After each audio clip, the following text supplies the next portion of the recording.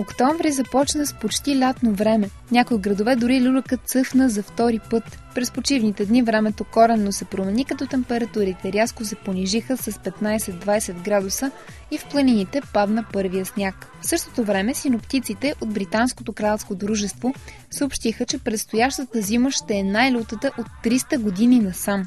Попитахме нашия метеоролог Минчо Празников дали е съгласен с това твърдение.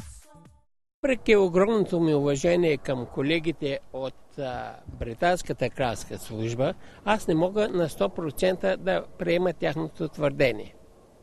Нашите прогнози на TV7 са до 15 дни и за този срок ние можем да гарантираме тяхната сбъдваемост.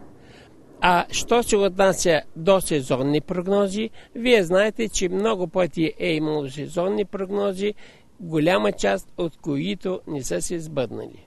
В такъв случай можем ли да кажем, че не ни очаква сибирски студ?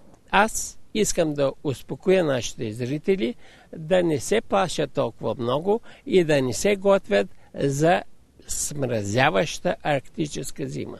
Дали зимата ще е люта или не, все още е рано да се каже. Нашия съвет към вас е да гледате прогнозите за времето по TV7 и да не се притеснявате.